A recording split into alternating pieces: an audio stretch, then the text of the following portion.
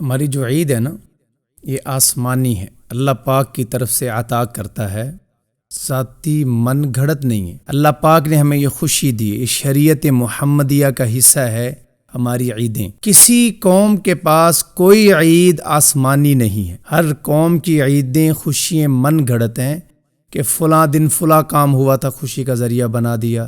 ان اقوام نے مسلمانوں پہ مظالم ڈھائیں کہ اس دن میں مسلمانوں کو قتل کیا تھا، اپنی خوشی کا دن منانا شروع کر دی۔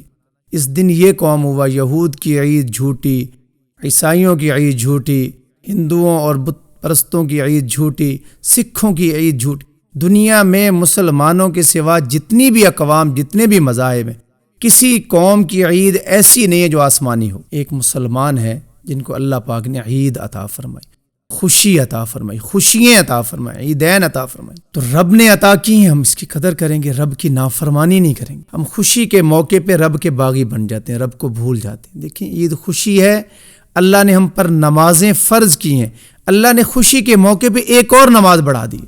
رب تعالیٰ یہ چاہتے ہیں کہ بندوں میری بندگی کرتے رہنا، بس اتم درجے میں کرتے رہنا۔ یہ اللہ نے ہماری خوشی یہ بنائی ہے، تو اپنی خوشیاں خدا کی نافرمانی میں نہیں سمجھیں، خدا تعالیٰ کی اطاعت میں سمجھیں۔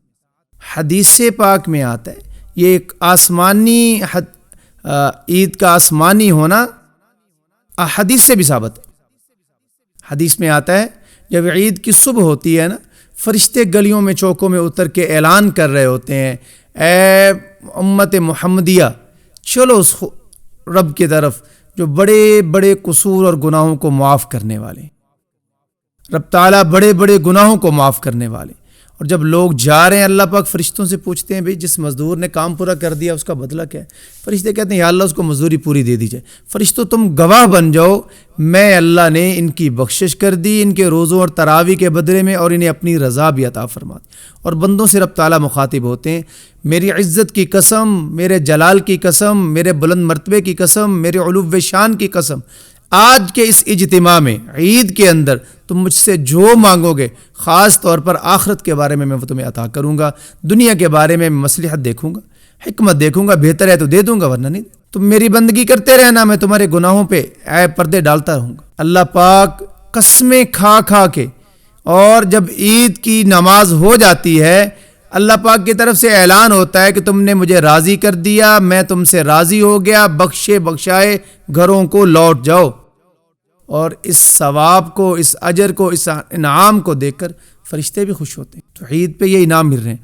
میں کہتا ہوں رمضان کی برکات عید کی نماز تک ہوتی ہیں۔ ہمیں عید کی رات ضائع نہیں کرنی چاہیے، قدر کرنی چاہیے۔ اسی طرح حدیث میں آتا ہے، جو عید کی رات میں جاگے گا، قیامت کے دن اس کا دل مرجھائے گا نہیں، گھبرائے گا نہیں، ڈگمگائے گا نہیں۔ اسی طرح روایت میں یہ بھی ہے کہ عید کی رات کو جاگنے والوں کے لیے اللہ پاک جنت واجب کر دیتے۔ فقہا نے لکھا ہے کہ اس رات جاگنا مستحب ہے، ایسے ہی فقہا نے یہ بھی لکھا ہے اس رات میں دعائیں قبول ہوتی ہیں۔ اس لیے عیدین جو ہیں ہمارے پاس، یہ آسمانی ہے، من گھڑت نہیں ہے، خواہش پرستی نہیں ہے، مرضیات نہیں ہے۔ ہم رب کے بندے ہیں، اللہ پاک نے ہمیں مکمل شریعت، مکمل طریقہ حیات عطا فرمایا کہ تم صبح سے شام، شام سے صبح، اور جتنی بھی زندگی ہے آپ نے میری مرضی کے مطابق گزارنی ہے، میں نے آپ کی رہبری کر دی۔ اس خوشی کو رب کی مرضی کے مطابق خوشی بنائیں گے، اپنی خواہش کے مطابق نہیں بنائیں گے۔ ان خوشیوں میں اپنے درد والے مسلمان بھائیوں کو بھی نہیں بھولیں گے، اپنے مرحومین کو بھی نہیں بھولیں گے، اپنی موت اور اپنی قبر کو بھی نہیں بھولیں گے۔ خدا عز و جل ہماری اصلاح فرما دے۔